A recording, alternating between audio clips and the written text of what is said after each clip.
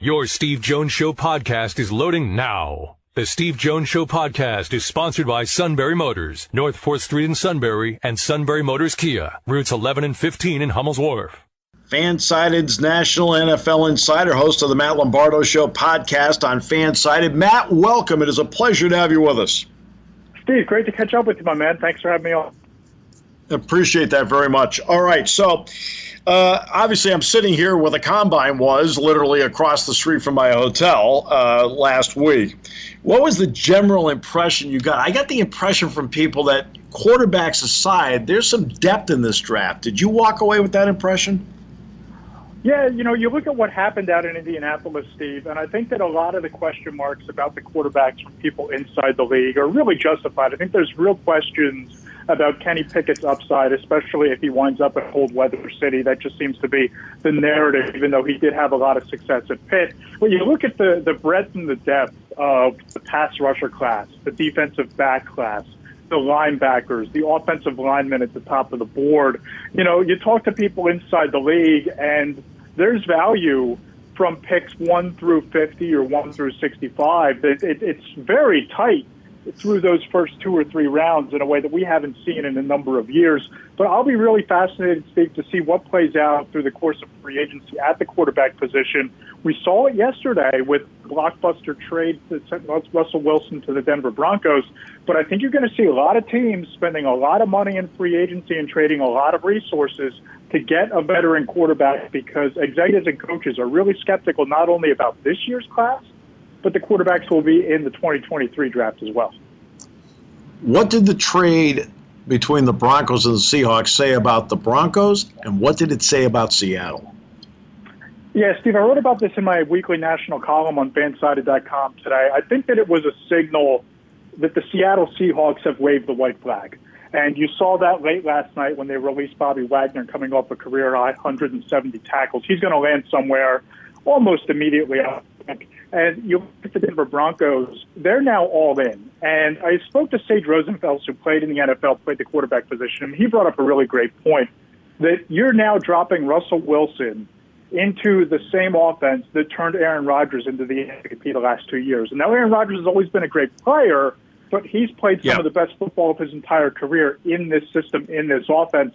Now you get Russell Wilson in that same mode with, I'd argue, comparable, if not more explosive weapons in Denver. But boy, oh boy, the NFC West and the gauntlet to the Super Bowl out of the AFC, if you're trying to get to a Super Bowl out of that division and out of that conference, you'll have earned it, because you also have to go through Patrick Mahomes, Justin Herbert, and Derek Carr in the division. Joe Burrow is on that side of the bracket as well. So Russell Wilson lands in a great spot in a great system, but it's going to still be an uphill trek to get to the Super Bowl, that's for sure. All right, back to the Combine for a moment. A guy that I was impressed with in 19, didn't play against Penn State in 20 because he was hurt, then played this year and was phenomenal, was Aiden Hutchinson. So I had a good long look at him 2 of the last 3 years. I know he impressed everybody at the Combine. What was your take? Yeah, I think this kid is solidifying his case as the number 1 overall pick in the draft. I think that he's a guy that not only has all of the tools, he's a high motor player. I've had some people compare him to a Jared Allen type, maybe even a touch below a TJ Watt in terms of upside. And you look at what the Jacksonville Jaguars did yesterday by tagging Cam Robinson, their offensive tackle. They're basically signaling they're going to lock up their offensive line and the guys they have intact, and they're going to be looking at the defensive end spot. And you talk to people inside the league, and they're significantly higher on Aiden Hutchinson than they are guys like Thibodeau and the rest of the rushers. So I think that Aiden Hutchinson should probably figure out a suit and combination in teal and black, because that's going to be where he's headed. Well, Thibodeau stopped at the Combine. I mean, he lifted 27. He ran a great time, and then stopped. How much do NFL people – he's a great talent, but how much do people take that into account? Yeah, I think that reinforced what some people have already been saying and thinking and believing about Kayvon Thibodeau, because there's been some skepticism about third downs in Oregon. There have been some whispers about his work ethic and just how hard he works. But I don't know, Steve. I watch the film. I see an explosive pass rusher. I see a guy who is best in class in terms of his skill set. Into an NFL building with NFL coaches, and he's going up against the best players in the world.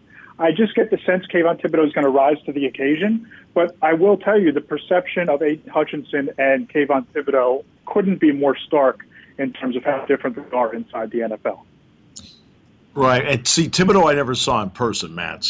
Hutchinson, obviously, I have for obvious reasons broadcasting the Penn State games. But when I've seen Thibodeau just on TV, when he wants to go, he does go. I mean, somebody's going to get a good player by getting him, even though he's got these questions about it, at least I think. Yeah, no, I agree. And I think that when you look at Hutchinson and the track record, it speaks for itself. And, I watch a lot of Big Ten football myself. A Penn season ticket holder would know well. I've seen a lot of Aiden Hutchinson. I've seen that he can be a complete game wrecker. And I think that the Jaguars and whoever wind up taking him are going to be quite happy with that selection. Teams set up their draft, at least in my opinion, by how they handle free agency. You can kind of get at least I get a gauge as to what they're going to do in free agency. You talked about, for example, what the Jags did with Robinson at offensive tackle as a sign. Who do you expect to be active in free agency and why? Yeah, I think you have to look at teams that have a lot of money and some very obvious needs. I think that you look at a team like the Cincinnati Bengals. Yes, they're coming off of a Super Bowl, but they have something like $48 million in cap space. You saw that Joe Burrow was sacked more than any quarterback in the league. I'd expect them to be in on all of the top offensive line. I mean, I think they're going to make a strong play for one of the top tight ends, whether that's Zach Ertz or Evan Ingram, to continue to surround Joe Burrow with weapons. And a similar argument can be made for the Los Angeles Chargers being hyper-aggressive because they keep adding weapons around Justin Herbert. You saw yesterday they decided not to tag Mike Williams, the star wide receiver. They locked him up long-term, kept his cap hit relatively low. I think they're going to be big spenders. And I think that, you look at some of the other teams, the Jacksonville Jaguars, like we talked about in the draft, Trent Baalke, I think, is starting to feel some of the heat based on the perception of him around the league. Doug Peterson making his arrival in Jacksonville is going to want to make a big splash in year one. And they have a young quarterback as well. So that window, Steve, you talk about, winning while your quarterback is still cheap. They also have to keep Trevor Lawrence happy after all of the drama last year surrounding Urban Meyer. Yeah. So if I were handicapping the teams that are going to be the most aggressive, I'd start right at the top with the Bengals, Chargers, and the Jags. People are going to ask, obviously, in our area about the Steelers. They have an interesting situation with Ben Roethlisberger now retiring. They've got Watt, they've got Hayward. So what do you, and of course, Mason Rudolph. So what do you think about the Steelers, who have never really been tremendously active in free agency? What do you think their approach needs to be?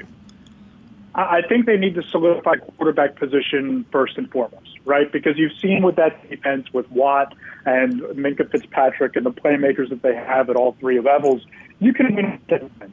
With McTomlin, there's a lot of consistency there. Quarterback's top of the list for the Steelers, and two names to watch, in my opinion.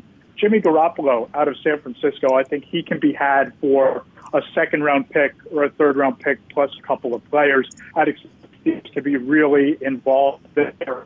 And kind of out of left field, and I don't know that the Steelers have the draft capital to make this trade happen, but if Deshaun Watson's name is cleared, if he's cleared of all of the criminal wrongdoing of these allegations, and if the family and Mike Tomlin are comfortable with selling Deshaun Watson through the Pittsburgh Steelers fan base, if they're comfortable with just eating an 8-game suspension next year, knowing they'll probably have traded their first-round pick as part of the package, I don't know that there's a better than Deshaun Watson, who is a top 5 quarterback when available. You can drop into an offense with the Deontay Johnson, Chase Claypool, a Najee Harris, and a Pat Freiermuth. So I think quarterback needs to be top priority because the Steelers need to keep up in that arms race in the AFC.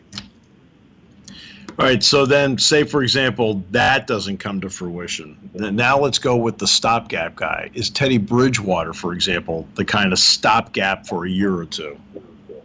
Yeah, I think there are a lot of those guys. If you're comfortable with Mitchell Trubisky, and there's a belief inside that Mitchell Trubisky is going to cash in on a $10 to $15 million a year contract as a starting quarterback in this league. If you're comfortable with Mitchell Trubisky being a guy that can perform in Pittsburgh, you think it was just an issue with bad coaching and a bad system in Chicago, Mitchell Trubisky could make some sense there. Teddy Bridgewater makes some sense there. You look at Carson Wentz, it really sounded at the Combine like Chris Ballard has completely devalued Carson Wentz, completely is ready to move on. If Carson Wentz is available, I think Steelers would be wise to go after him. So it's going to be fascinating. There's going to be a lot of names flying around, and I think the Steelers are going to be one of the more interesting teams to watch on the quarterback market.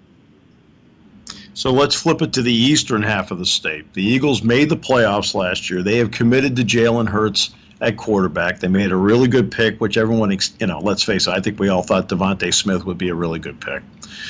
They've got an offensive line where they can run the football. So what are their needs that maybe they should think about in free agency before they then get to the draft? Yeah, I think the Eagles are one of those teams with a decent amount of money to spend. I think that they need to look at the wide receiver position, obviously building around Devontae Smith. I wouldn't rule out an Allen Robinson as a name on their radar. I think that he could wind up being a really great fit for Nick Sirianni's style of play. I think you always have to look at defensive backs in Philadelphia. Darius Slay is a nice piece, but I think you need to keep adding around him. And, the offensive line, losing Brandon Brooks, I know they've drafted really well, and they seem to have a great system in terms of developing young players to step in and replace them. But I think the Eagles are going to be fairly active in the offensive line this offseason as well. Oh, very interesting. All right. Very, very interesting. Give me a player in this draft, or like a couple players in this draft that are a little under the radar, but you think they have the kind of game that translates to the NFL. Oh, boy, Steve, you caught me here in a bit of a bind. I've been so all in on free agency. That's okay. I haven't really.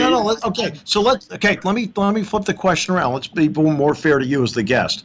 Give me a couple names in free agency that may be under the radar that you think can help a team somewhere that may be a little under the radar and not the big flashy name that people look at. So let's go with that route. Sure. I think that Rasul Douglas, former Philadelphia Eagle and former, soon-to-be former Green Bay Packer cornerback, I think that he's a guy that's going to cash in. And if you talk to agents and coaches around the league, he's in line for a really strong market. I think he'd be a name to watch. Mitchell Trubisky, I think, is people view him a lot higher inside the league than fans and media do.